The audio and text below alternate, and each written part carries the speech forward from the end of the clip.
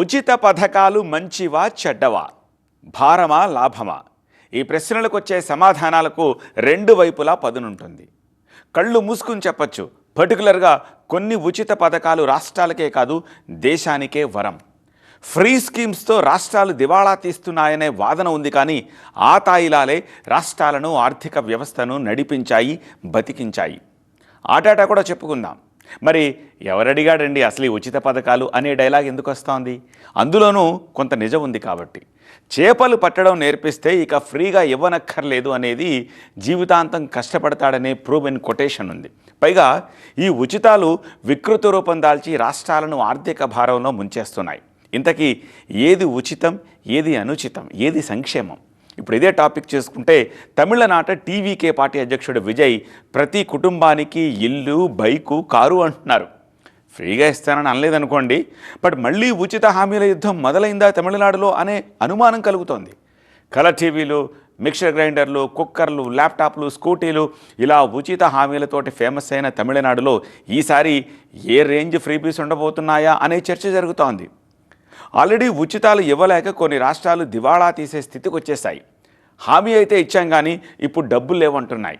అయినా సరే ఉచితాల బాటలోనే ఎందుకు నడుస్తున్నాయి? కంప్లీట్ డీటెయిల్స్ ఇవాల్టి బరిన్ టాపిక్లో చూద్దాం.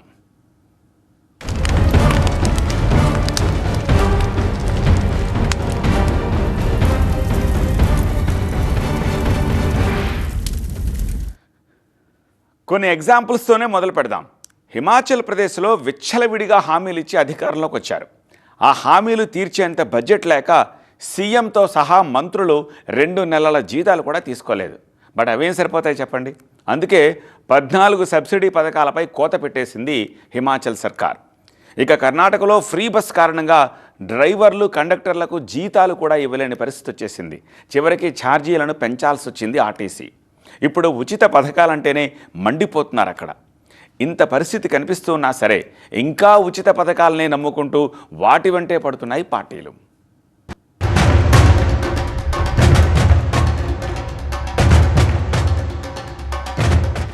ఉచిత పథకాలపై సుప్రీంకోర్టు అభిప్రాయం ఏంటో తెలుసా?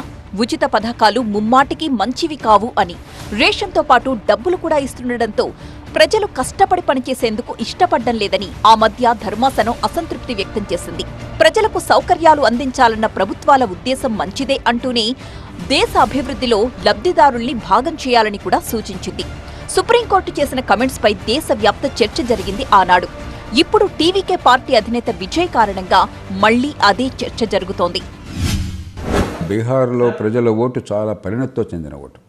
నాకు చాలా భయం వేస్తుంది. ఎందుకంటే ప్రతి ఇంటికి ఒక ఉద్యోగం ఇస్తామన్నారు. అబద్ధం, అసాధ్యం. అయినా కూడా ప్రజలు నమ్మి ఓటేశారనుకోండి, ఆ రాష్ట్ర భవిష్యత్తు నాశనం అయిపోయేది. ఈ పార్టీ మంచిది, ఆ పార్టీ చెడ్డదని అంటలా. కానీ అసలు భవిష్యత్తు పట్ల అవగాహన లేకుండా ఓటు కోసం ఏదన్నా చేస్తామనే పార్టీలకు గల గెలుపునిచ్చినట్టయితే ప్రజల భవిష్యత్తు అంధకారం అవుతుంది. కానీ మనకి ప్రతి ఎలక్షన్ మనకు చాలా భయాందోళన కలగజేస్తుంది.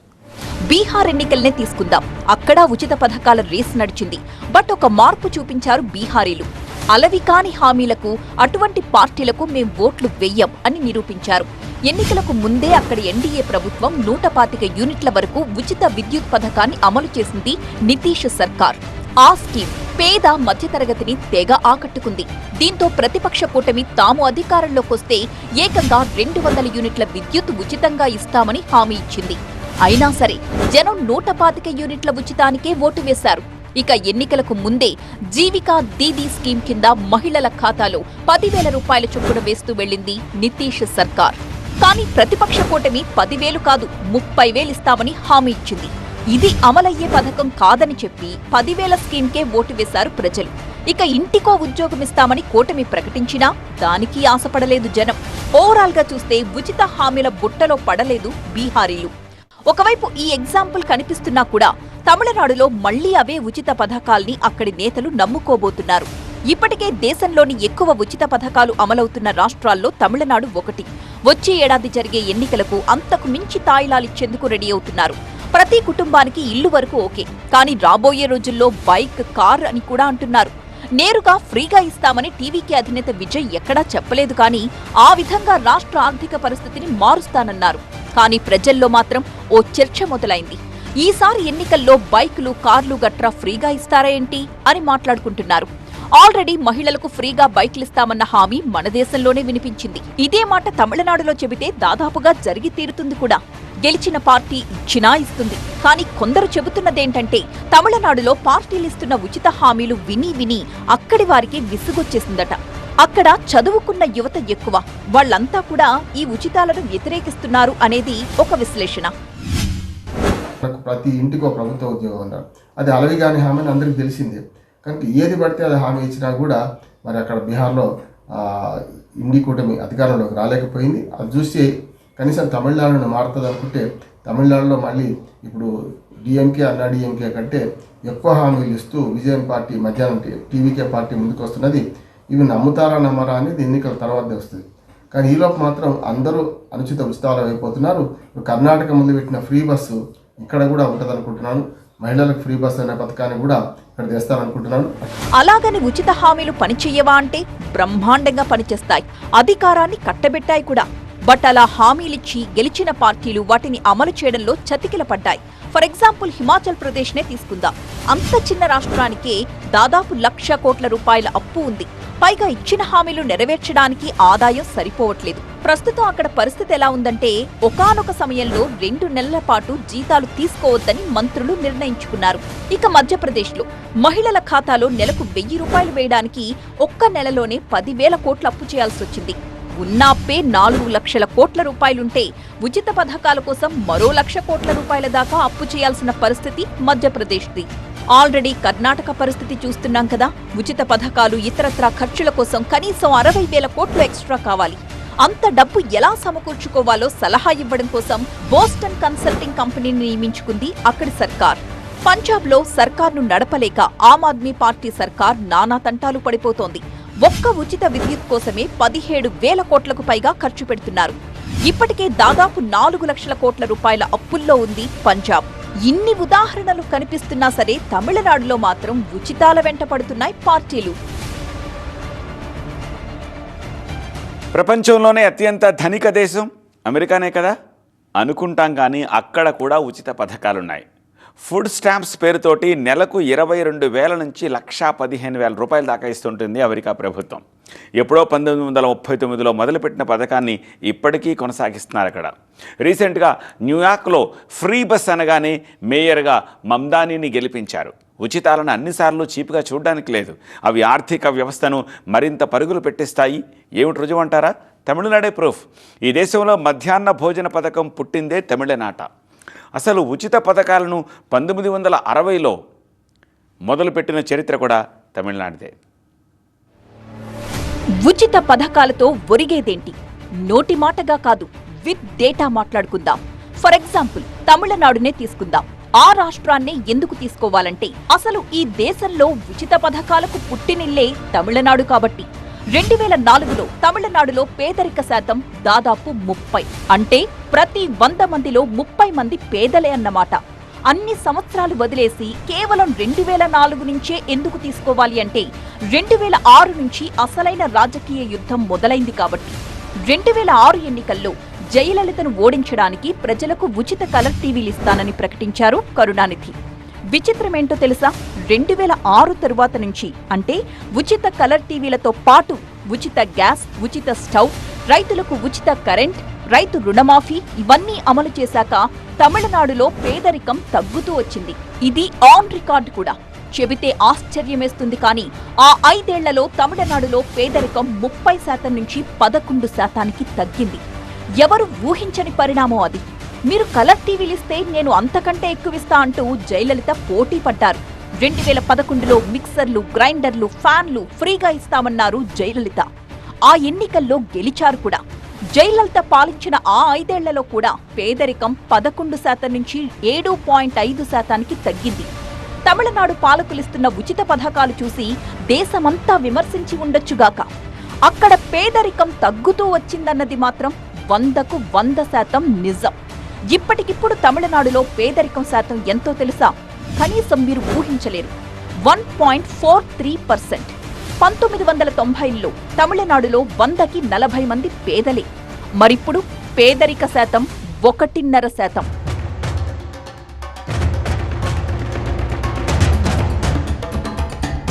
ఉచిత పథకాలతో రాష్ట్రాలు సర్వనాశనమైపోతున్నాయనే మాటే వింటున్నాం ఇప్పటిదాకా. కానీ కరుణానిధి, జయలలిత పోటీలు పడి మరీ ఉచితాలు ఇచ్చిన రోజుల్లోనే సమగ్రమైన అభివృద్ధి జరిగింది. 1960లో తలసరి ఆదాయం 20,000 ఉంటే ఉచిత పథకాలతో ప్రభుత్వాలను నడిపిన తరువాత కూడా 2012 నాటికి తలసరి ఆదాయం 60,000కు పెరిగింది. ఇంకో షాకింగ్ విషయం తెలుసా? 2012 నుంచి తమిళనాడు తలసరి ఆదాయం దిమ్మ తిరిగే రేంజ్లో పెరగడం. 2018 వచ్చేసరికి దేశ తలసరి ఆదాయం 28% పెరిగితే తమిళనాడులో మాత్రం 90.2% పెరిగింది. దేశంలోనే 3వ అతిపెద్ద ఎగుమతిదారుగా తమిళనాడు ఎదిగింది.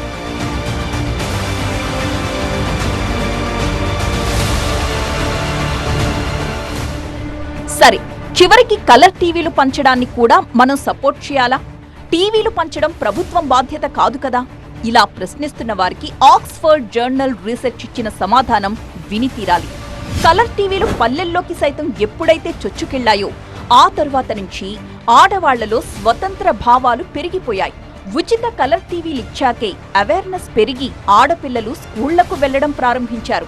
మరొక ఆశ్చర్యకరమైన విషయం ఏంటంటే మగపిల్లాడి ప్రాధాన్యత తగ్గింది. ఆడపిల్ల వద్దు, మగపిల్లాడే కావాలి అనే మైండ్ సెట్ మారిందని ఆ రీసెర్చ్ కుండబద్దలు కొట్టింది. ఆ తరువాత అధికారంలోకి వచ్చిన జయలలిత ఫ్రీగా మిక్సీ గ్రైండర్స్ ఇచ్చారు. ఏంటి, ఫ్రీగా మిక్సీ ఇచ్చినందుకు కూడా తమిళనాడులో మార్పు జరిగిందా అని మీరు అడగొచ్చు వెటకారంగా. ఎస్, తమిళనాడులో మిక్సీ కూడా అక్కడి వారి జీవితాల్ని, ఎకానమీని మార్చేసింది. అప్పటికే తమిళనాడులో మిక్సీతో పాటు free current, free gas cylinder, rice cooker ఇవన్నీ ఇవ్వడం జరిగింది. వీటితో ఇంటి పని ఈజీగా జరిగిపోయేది. అప్పటికే ఆడవారికి ఫ్రీ బస్ పాస్ స్కీమ్ కూడా ప్రవేశపెట్టారు. ఎప్పుడైతే ఇంటి పని త్వరగా పూర్తయిందో ఇంటి ఇల్లాలు బయట ఉద్యోగానికి వెళ్లడం కూడా మొదలుపెట్టింది. అంటే పరోక్షంగా ప్రభుత్వమే ఉద్యోగ అవకాశాలు కల్పించినట్లయింది. ప్రజల కొనుగోలు శక్తి పెరిగింది. ప్రభుత్వ ఖజానాకు ఆదాయం పెరగడం మొదలైంది. తమిళనాడు ఎకనామిక్ గ్రోత్ పెరిగింది. మహిళలకు ఉచిత బస్సు ప్రయాణాన్ని కొందరు విమర్శిస్తూ ఉంటారు. కానీ తమిళనాడులో అలాంటి విమర్శలు ఏవీ రాలేదు. కారణం తెలుసా? ఆడవారికి ఫ్రీ బస్ జర్నీ ఇవ్వడం వల్ల మహిళలు కాస్త ధైర్యంగా బయటకు రావడం స్టార్ట్ అయింది. ఈ స్కీమ్ తరువాత విమెన్ రైడర్స్ పర్సెంటేజ్ 40 నుంచి 61కి పెరిగింది. ఇది తమిళనాడు ఎకానమీకి పెద్ద బూస్టప్ ఇచ్చింది.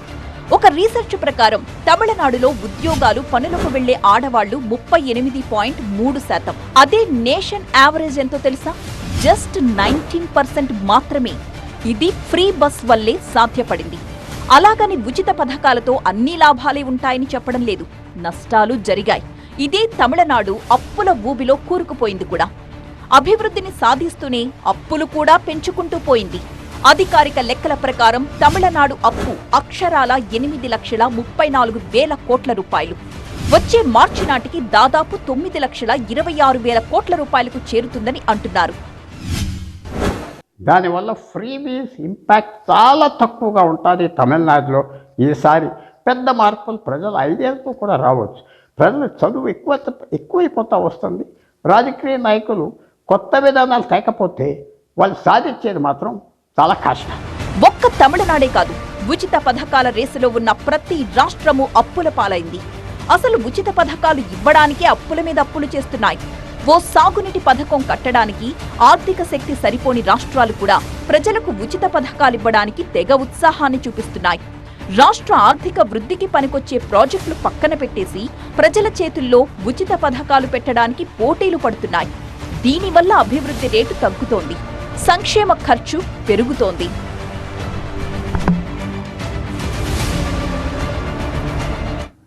ఎంతో మంది ఫిలాసఫర్స్ని అందించిన దేశం గ్రీస్. ఏ రంగంలో అయినా సరే, ఏ అంశంలో అయినా సరే గ్రీస్కు సాటి లేదు. అయినా సరే ఆర్థిక కష్టాల్లో ఉంది. ఎందుకని? పేరుకు అభివృద్ధి చెందిన దేశమైనా సరే కొన్నేళ్ల క్రితం గ్రీస్ దివాలా తీసింది. కారణం ఈ మితిమీరిన సంక్షేమ పథకాలే. వెనిజులా ప్రపంచంలోనే అత్యధికంగా చమురు నిల్వలున్న దేశం. సంక్షేమ పథకాల పేరిట లెక్కకు మించి ఖర్చు చేసేసింది. గ్రీస్ లాగే అది కూడా దివాళా తీసేసింది. మొన్నటికి మొన్న శ్రీలంక పరిస్థితి కూడా చూసాం. నిజానికి సంక్షేమ పథకాలతో లాభం ఉంటుంది, కానీ వాటికి కూడా ఓ హద్దు ఉంటుంది. ఆ హద్దు మీరిన నాడు అది రాష్ట్రమైనా దేశమైనా ఐపి పెట్టడం తప్ప మరో దారి ఉండదు. ఇవ్వాల్సిందే, ఉచిత పథకాలు అమలు చేయాల్సిందే. ఎడారిలో ఉన్నవాడికి చేపలు పట్టడం నేర్పిస్తామంటే కుదరదు. ముందు దప్పిక తీర్చాలి, కడుపు నింపాలి. ప్రభుత్వాలు అమలు చేయాల్సిన ఉచిత పథకాలు ఆ కోవలోకి రావాలి. వృద్ధులు, వితంతువులు, నిరుపేదలు, దివ్యాంగులు, రైతులు వీళ్లకు సాయం అందిస్తే ఓ పద్ధతి. కానీ ఓట్ల కోసం కులాల వారీగా, మతాల వారీగా, వృత్తుల వారీగా పథకాలు క్రియేట్ చేసుకుంటూ పోతే దాన్నేం పోకడంటారు? బెంగళూరునే తీసుకోండి. రాష్ట్రం మొత్తాన్ని నడిపించేంత ఆదాయం ఒక్క బెంగళూరు నుంచే వస్తోంది. ఏం లాభం? కనీసం రోడ్లు కూడా వేసుకోలేకపోతోంది. కారణం, నెల తిరగ్గానే ఉచిత హామీలు అమలు చేయాల్సి రావడం. ఆ ఒక్క రాష్ట్రమనే కాదు, ఉచితాల ఊబిలో చిక్కుకున్న ప్రతి రాష్ట్రంలో అభివృద్ధి కుంటుపడిపోయింది. మన దేశంలో తాగడానికి మంచినీరు కూడా లేని గ్రామాలు 30% ఉన్నాయి తెలుసా? వేసవంటేనే వణికిపోయే జనం ఉన్నారు మన దేశంలో. వాళ్లకి గుప్పెడు నీళ్లివ్వడానికి మనసురాని ప్రభుత్వాలు వాళ్ల అకౌంట్లలో మాత్రం అప్పు తెచ్చి మరీ డబ్బు జమ చేస్తున్నాయి. ఇదెక్కడి సంక్షేమం? ప్రజలకు కావలసింది నాణ్యమైన ఉచిత విద్య, వైద్యం, మంచినీరు. కొన్ని గిరిజన గ్రామాలకు ఇప్పటికీ రోడ్డు సదుపాయం లేక కిలోమీటర్ల దూరం వాగులు, వంకలు దాటుకుంటూ వెళుతున్నారు. ఎమర్జెన్సీలో అంబులెన్స్ వచ్చేందుకు కూడా దారి లేక డోలీల్లో వస్తూ ప్రాణాలు కోల్పోతున్నారు. అలాంటి వారికి కూడా అప్పు తెచ్చి ఉచిత పథకాలందిస్తున్న ప్రభుత్వాలు ఆ ప్రాంతాలను అభివృద్ధి చేయాలన్న విషయాన్ని మాత్రం కావాలనే మర్చిపోతున్నాయా? దీన్ని మార్పు అంటారా? అలా అని ఉచిత పథకాలే వద్దు అనడం లేదు. ఆర్థిక నిపుణులు కూడా ఉచితాలతో జరుగుతున్న మంచిని, అభివృద్ధిని చూస్తున్నారు. ఫర్ ఎగ్జాంపుల్, ఉచిత విద్యుత్ పంటను కాపాడుకోవడానికి రైతుకు ఒక వరం. కోవిడ్ టైం నుంచి దేశంలోని 80 కోట్ల మందికి ఉచితంగా ఆహార ధాన్యాలు ఇవ్వడం మొదలుపెట్టింది. ఇది ఆకలి చావుల్ని ఆపింది. ఇక మధ్యాహ్న భోజన పథకం చదువుకుంటున్న వారి సంఖ్యను పెంచింది. పిల్లల్లో పోషకాహార లోపాన్ని అరికట్టింది. పెన్షన్పై ఆధారపడి వాళ్లు సమాజంలో గౌరవంగా బతుకుతున్నారు. వాళ్ల కారణంగా ఎకానమీ కూడా పుంజుకుంటోంది. అయితే కేవలం ఉచితాల పథకాలతోనే దేశం కుదేలైపోతుంది అనుకుంటే మరి భారత్కి 3 సార్లు ఆర్థిక సంక్షోభాలు ఎలా వచ్చాయి? 1957 నుండి 58, 1965 నుండి 66, 1972 నుండి 73 మధ్య కాలంలో ఈ దేశం ఆర్థిక సంక్షోభాల్ని చూడలేదా? 1991లో కూడా సంక్షోభం వచ్చింది కదా. అప్పుడేం ఉచిత పథకాలు లేవుగా? మరి కొన్నిసార్లు, కొన్ని సందర్భాల్లో, కొన్ని వర్గాల వారికి ఉచిత పథకాలు సముచితమే. కాకపోతే ఎవరికి అందాలో వారికే అందాలి. దారి తప్పితే దివాళా తీయడం మినహా మరో దారి ఉండదు. తమిళనాడు మరో ఫేజ్ ఫ్రీ స్కీమ్స్కు దారులు తెరవబోతోంది. ఎప్పట్లాగే తంబీలు ఆదరిస్తారా? బీహారీలాగా మార్పు తెచ్చుకొని తిరస్కరిస్తారా? చూడాలి. ఇది వాటి బర్నింగ్ టాపిక్. చూస్తూనే ఉండండి TV9.